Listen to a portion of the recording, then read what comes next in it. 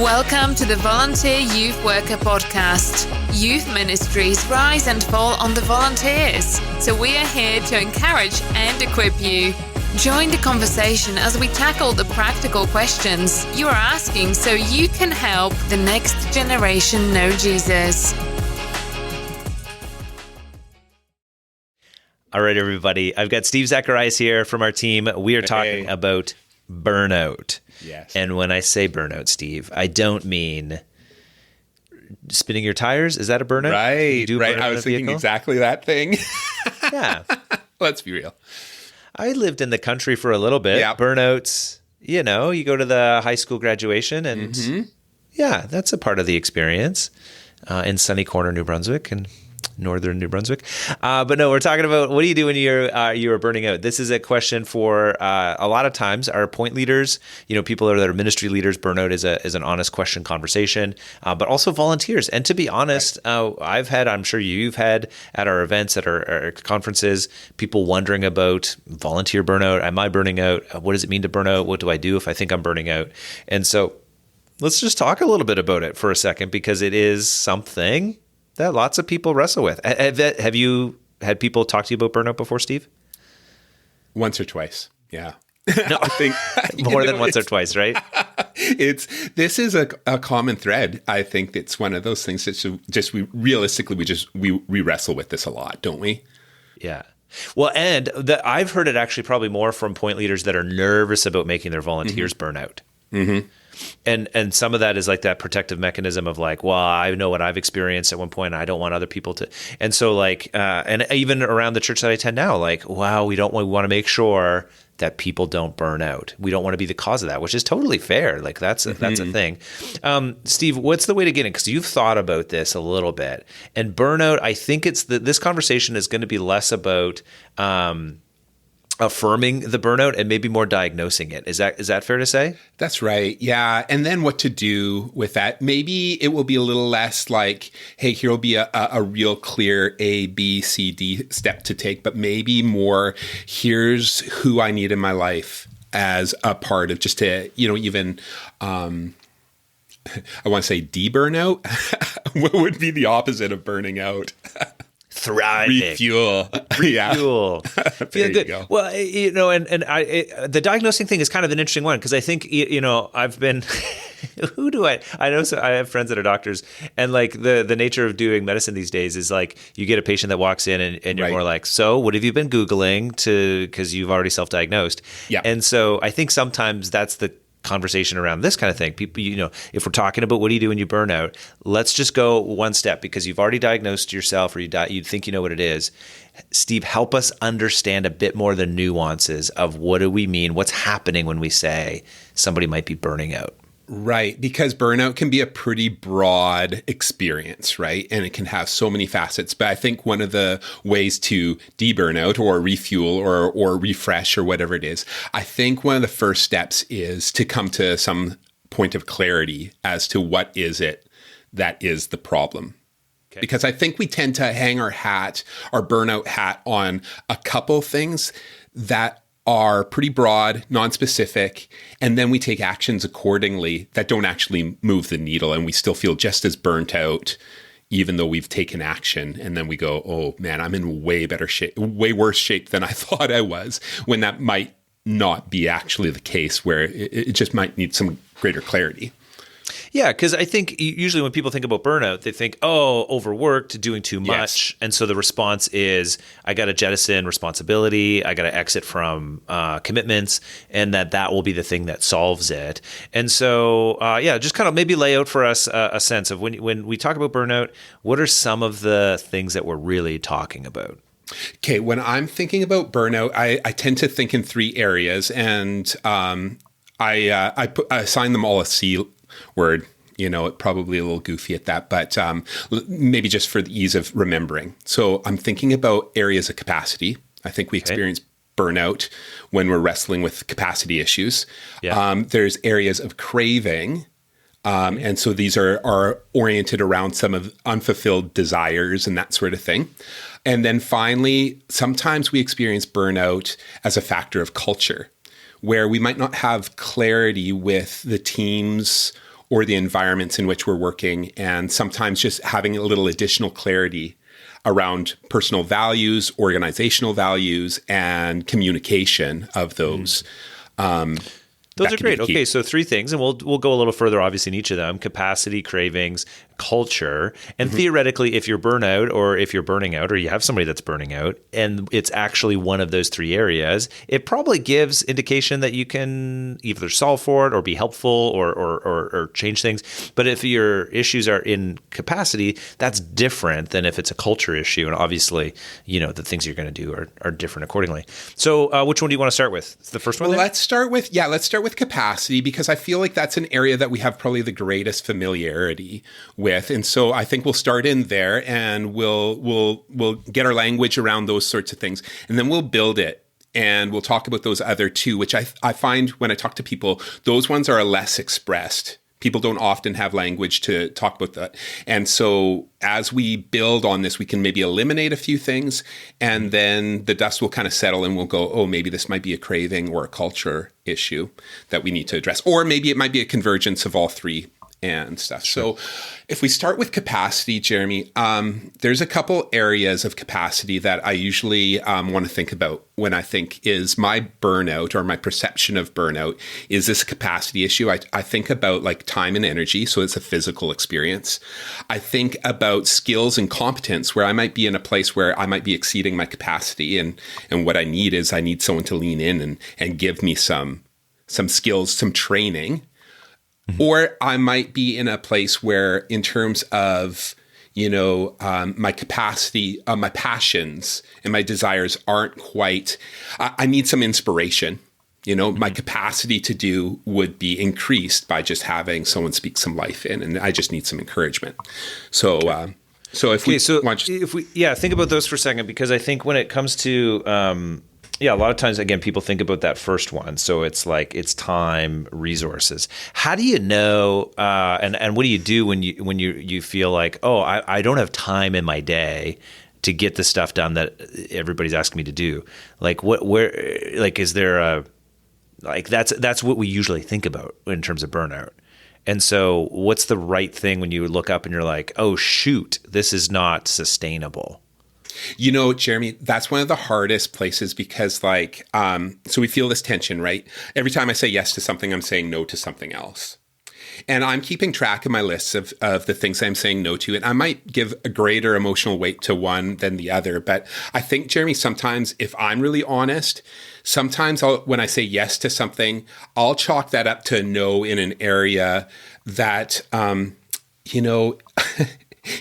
I think if we all took inventory, maybe not all, I think most, there's a lot of areas of perhaps wasted time that we kind of protect as our restful time, which aren't always really helpful in refueling us. But because we might not have the courage or even the insights to look at some of those areas and actually do something different or better, sometimes we can just resort to, actually, what I need to do in this moment is say no to what's being presented to me. But it might actually be that I need to dig in and look at my time management for just a moment and say, hey, actually, I might not be as busy as I might think. There might be something else. And Jeremy, that's kind of where I want to start with, just even assessing that.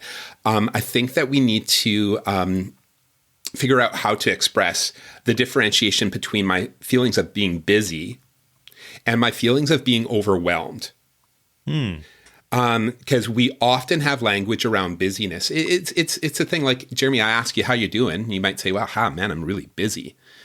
Because we're just naturally oriented to just kind of look at our calendar, see that there's a lot of events or things in there. And so the immediate association is that I'm busy. And so then the natural next step is I need to take some of those things off the list. And when I do that, one of the real discouraging things is, as I take things off the list, if I don't immediately feel a sense of relief, I can feel a little lost in that, because I've already taken things off. I'm not feeling any better. What I would say is, maybe what I was feeling is not busyness as much as I was feeling overwhelmed. And busyness tends to give us a bit of a sense of agency. There's something I can do with that, right? Either A, I can use my busyness to avoid the things that I'm feeling. I just load up my calendar, and at least then when things go sideways, I can just stand back and say to people, hey, look at all that I've been doing. I can excuse my ineffectiveness wherever it is. So busyness sometimes becomes a bit of a shield to our emotional state, our insecurities and that sort of thing. So when I'm in those moments where I'm feeling particularly insecure, I tend to just load up my schedule so that if something goes sideways, I don't need to deal with it. But on the flip side, if I start now taking things off of that list and I don't feel any better about that, actually maybe what I was feeling was overwhelmed.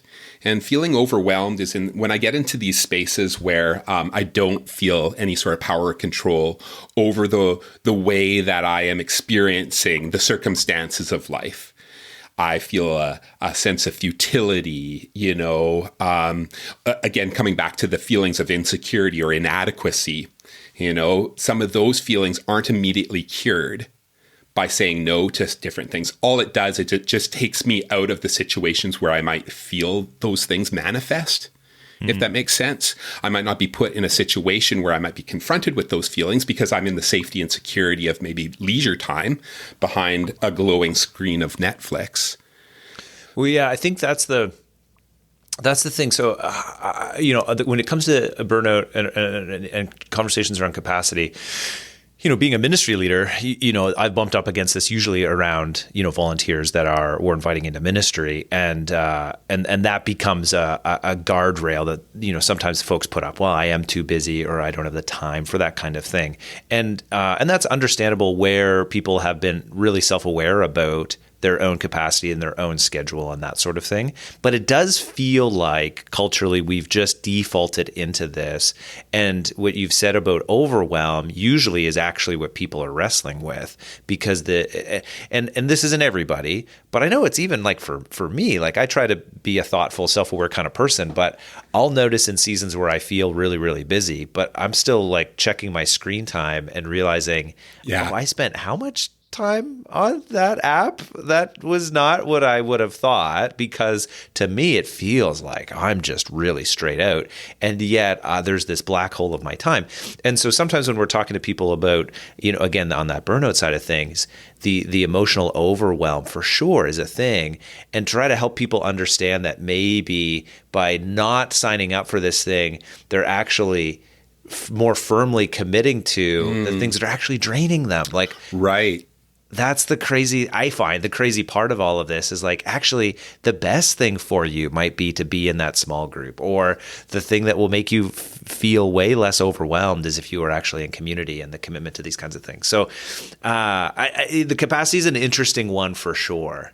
What else comes to your mind, Steve, when you think about people that feel like they're burning out because it's a capacity issue?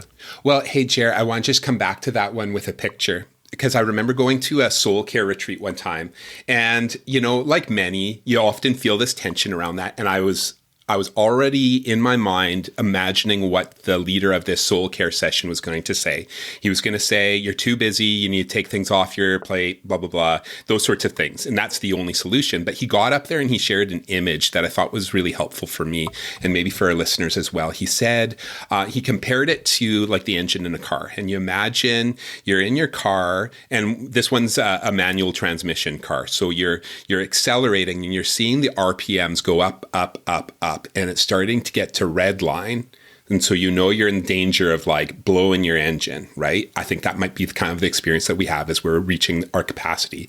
We're getting to the place where we're going to blow our engine. And this presenter said, now you've got, most people present only one solution to remedying that, is take your foot off the accelerator and let the RPMs drop back down. But what he said is there's actually a second strategy that you can use. You can shift a gear. You put the clutch in, you put it in a different gear, and all of a sudden those RPMs will just naturally drop, but you're actually becoming more efficient with that energy that's being spent. So like you said, sometimes we just simply say no to things, but those things that we say no to might actually be the things that might refuel us. And so it comes to the place where we just have to assess within ourselves too, is what I'm experiencing right now, is it busyness? I'm just physically too busy.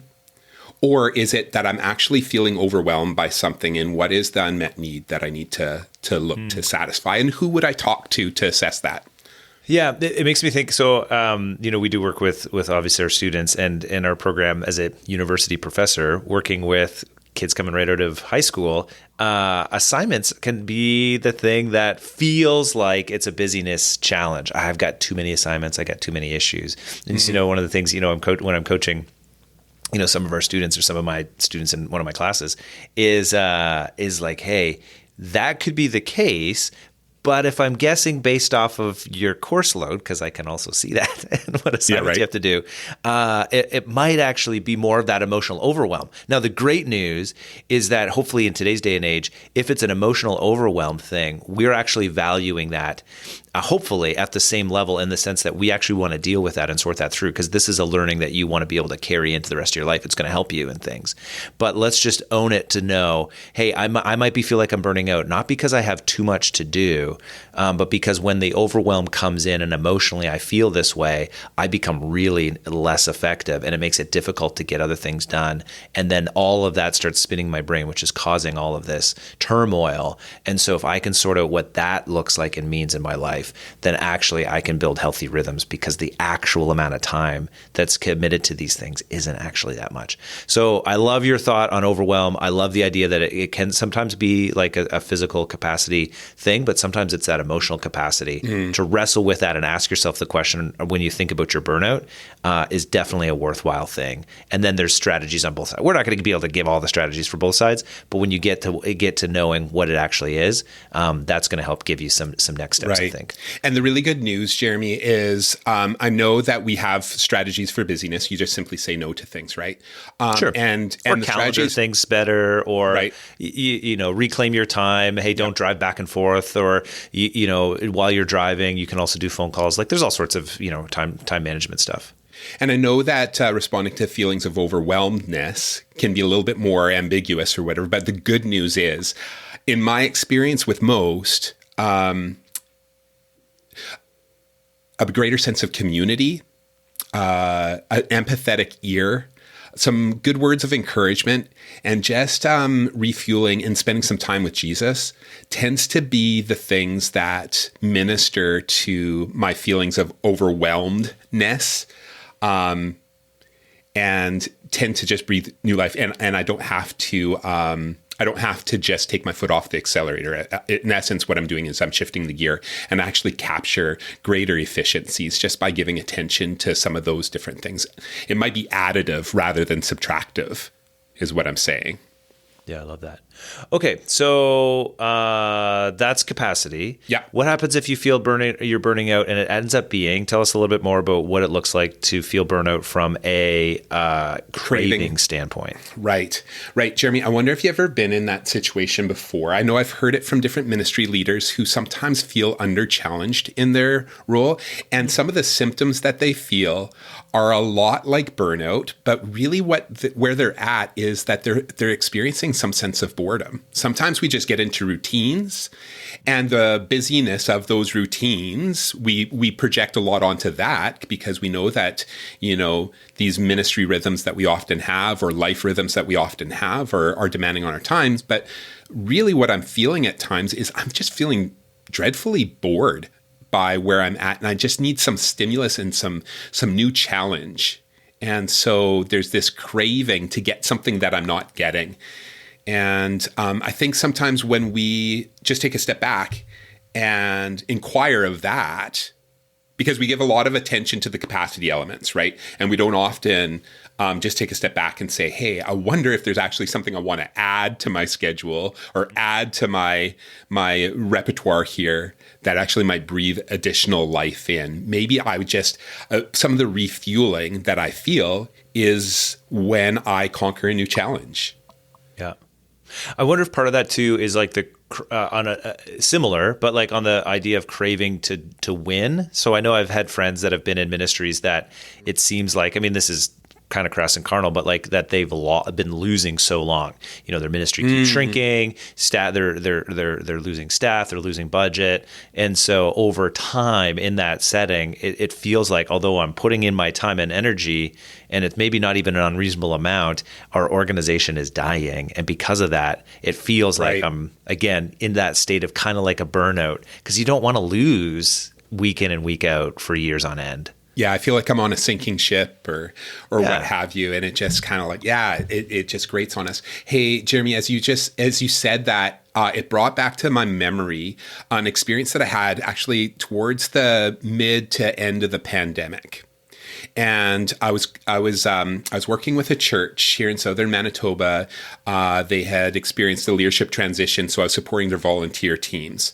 And we were just discussing what our next steps were. And the lead pastor of the church at that time says, hey, our leaders are burning out. They're exhausted. Maybe our best strategy is just to hit pause on our youth ministry and let's just wait this thing out, and we'll reboot once we can get back into space and stuff, because everyone's just too tired. They just need to do some less. And the conversation went on to this. I asked this lead pastor, hey, would you let me just sit with the volunteer leaders and let's explore this a little bit? Because I wonder if there's an angle that we might be missing here. So I sat down with this group of volunteer leaders just to do a bit of an assessment of these, in essence, cravings. And one of the leaders kind of spoke up, and one of the expressions that he had, the thing that he was feeling was, he says, I didn't sign up for doing youth ministry this way. And he started to just share a little bit more about what that meant for him. And as I was listening to him, it struck me as like what these leaders are actually feeling in this moment isn't that they're tired or they're doing too much. It's that they are lonely and they miss the social interaction with these students. And so canceling the youth ministry wasn't going to shift that. They might not feel the same level of futility and frustration with regulations, and they might not feel as restricted by all of the different rules that were a part of our life at that time. Those might be resolved, but it wouldn't actually hit that space, because what they were expressing was a craving. They actually wanted to be with their youth.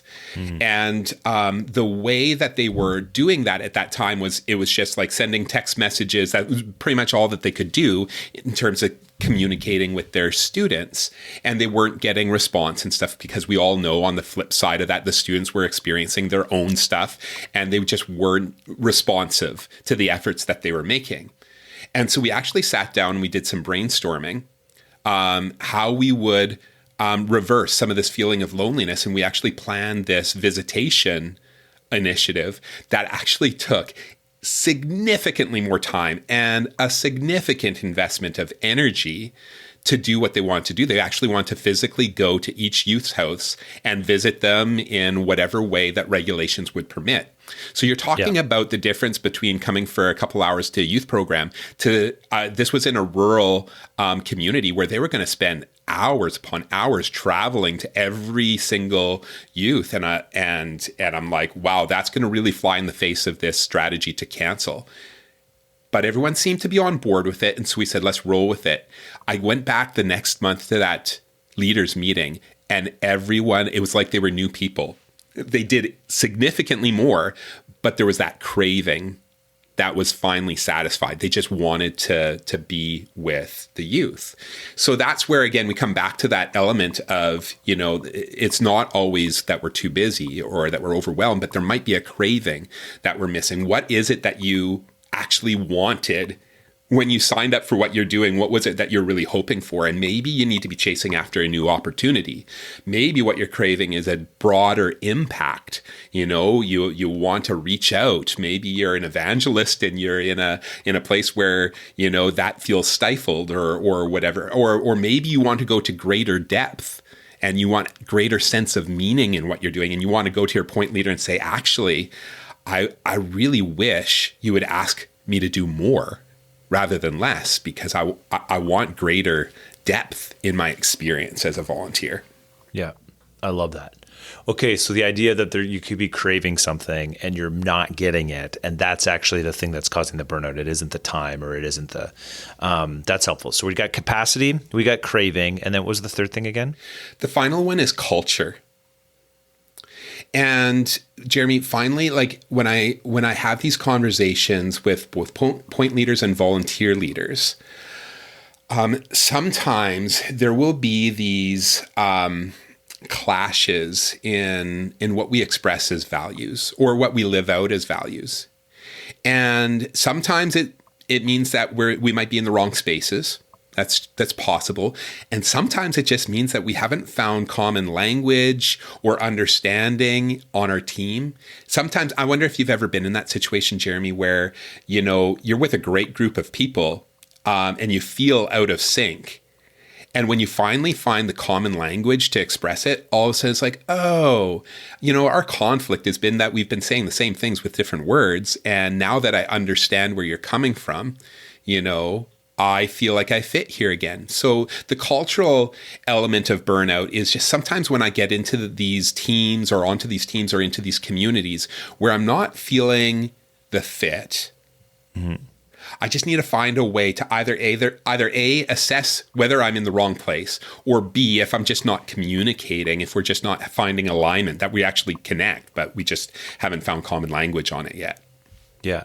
Yeah. It seems like that's often what happens when like a leader changes, like leadership change in an organization, and then the team that's behind, whether it be a volunteer team or a staff team, whatever it might be, are kind of waiting to see what happens next. And then the language still that gets used sometimes is like, yeah, well, like I'm going to take a break from the youth team once that new youth pastor started, just because I got a little bit tired, or, things are a little bit challenging here. I put in a lot. But usually that's just masking that maybe it's not as compelling anymore, or the culture doesn't seem to speak to you in the same way, or you don't have a way to see yourself playing in a part of this team. But knowing that means that if you can self-identify it, maybe you can actually see the change happen, or you can make an adjustment. We use the example, you were kind of running me through these ideas beforehand. It made me think about, sometimes you get that new person and they use all of like the sports metaphors, and the person before had used none. And so all of a sudden you're like, why do we have to keep talking about blocking and tackling, or why is everything, a quarterback play? And you're like, oh, but that's not necessarily a cultural issue. It's just a personality and experience thing. And if you can identify that and, make a light tweak or talk about it and be like, hey, I wonder if we can, use other metaphors.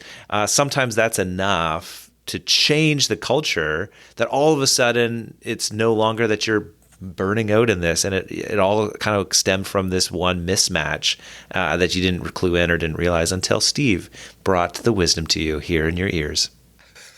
Jeremy, I wonder if I could just share two quick stories. One that would reflect what a cultural conflict or a value conflict would look like, where maybe a person needs to find a different venue. And then another one where there's actually alignment, but there was just such tension in the language that it actually created a very toxic environment. And what they needed was language.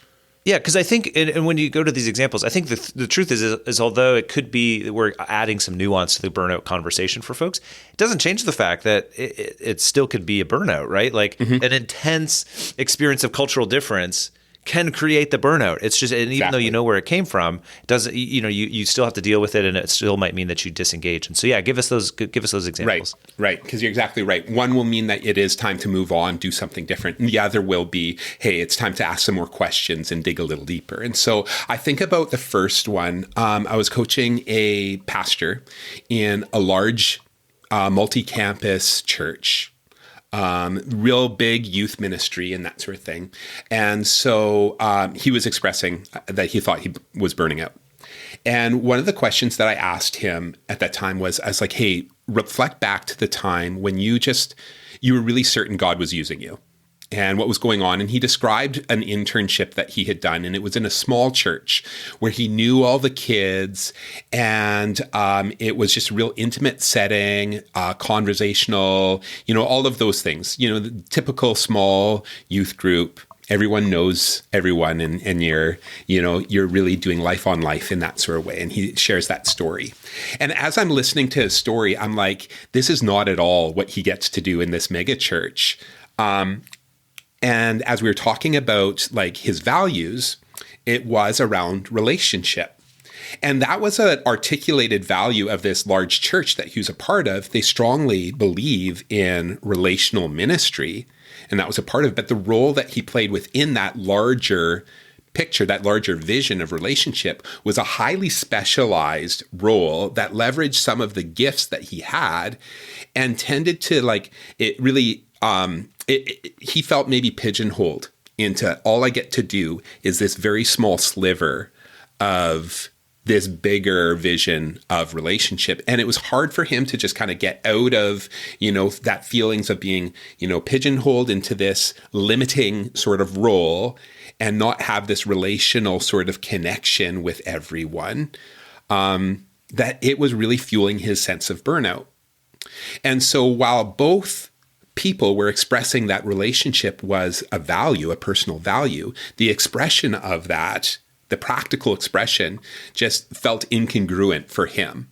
He didn't get to do the real life on life stuff that fueled that value for him. And meanwhile, the church kept on pulling him into roles where it's like, hey, you're not performing enough because like you're so focused on this small group of people. And it's kind of like, well, what would it look like for you just to take a step back from this role?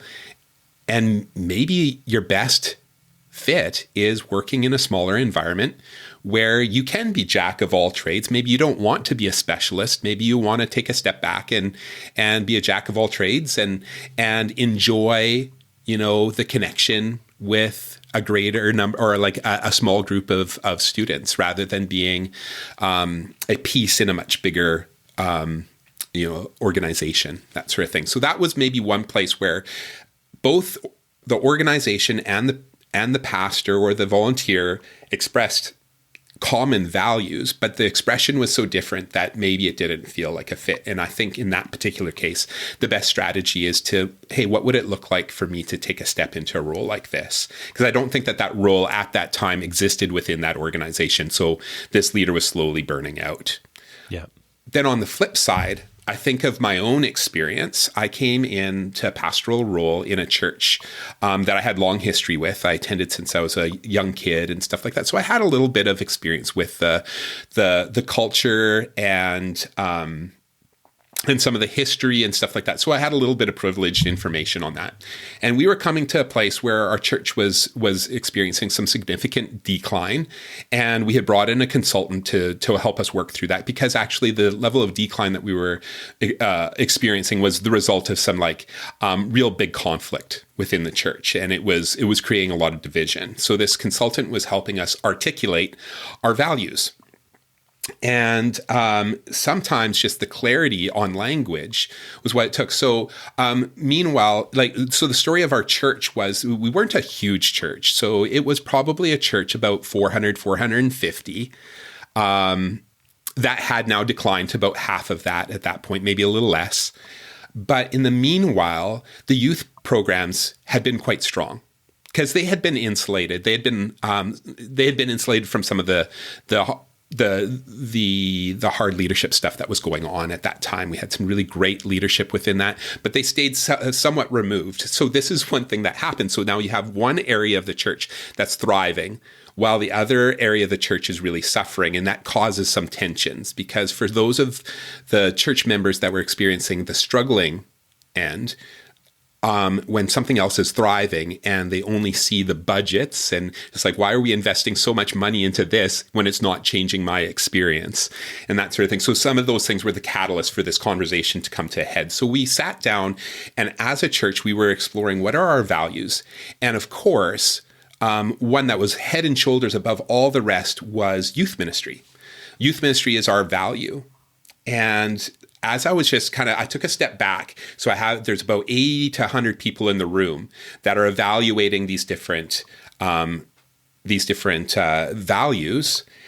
And I can see it on the faces of some of those whose church experience wasn't very satisfying. And I can see, as they see this on the wall, that youth ministry is by far and away more valued than anything else in the church. I wonder what it's like for them to see that value so emphasized. one of the things I realized is that a lot of people in our church felt deeply disconnected from a key value of the church because only a small percentage of our church were actually involved in that thriving area. And everyone wanted to thrive. And so I think I surprised everyone a little bit because, everyone was willing to die on the hill of protecting our youth ministry through this hard season that our church was going through.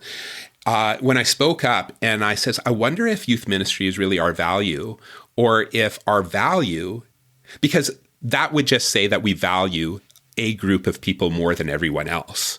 And so what that speaks to everyone else is that they have less value than the teenagers in our church, which was creating the tension. I was like, I wonder what our value is actually discipleship, not youth ministry.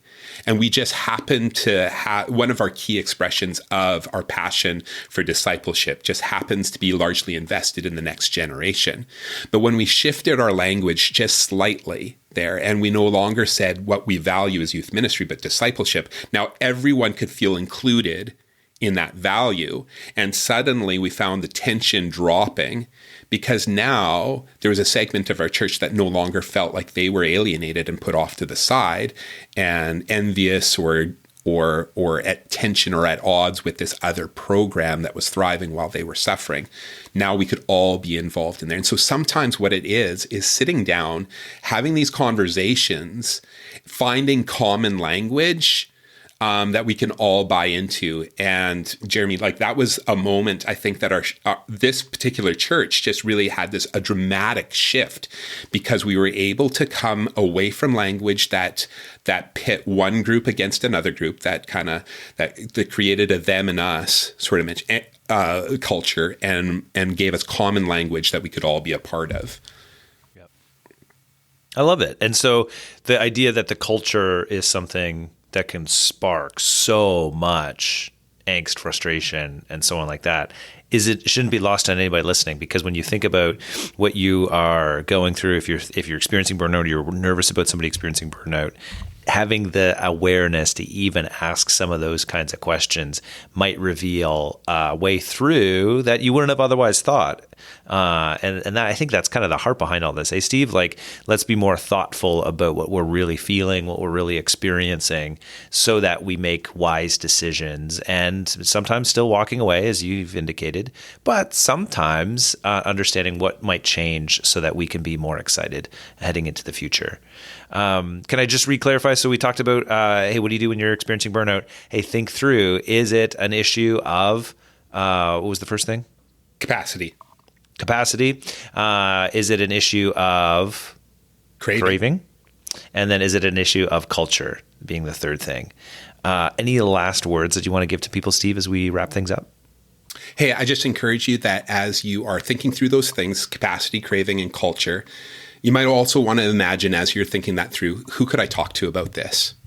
Who would help me process? Because, these things are best explored with another person through conversation. And so you should bring that to, are you going to tell them the answer? Who should they bring it to? Who should they bring it to? And there's a lot of people. They could bring it to somebody. Jeremy, our team is always there. Yeah. Yeah. Yeah. We'll make an AI youth worker that can do some coaching for you. That'd be great. Smart. That's actually a really interesting idea. We should talk about that. What if we fused your mind with Steve's mind, or with your Steve, with Sid's mind? I think we could fuse it with better minds. A chat bot. I can't wait for that day. But that will be a future episode. Appreciate your thoughts on this, Steve. And for anybody listening, if you do want to reach out, you're certainly welcome to. Let us know if there's anything else that we can help you with around your youth ministry. But until next time, thanks for making an eternal difference in the lives of your students.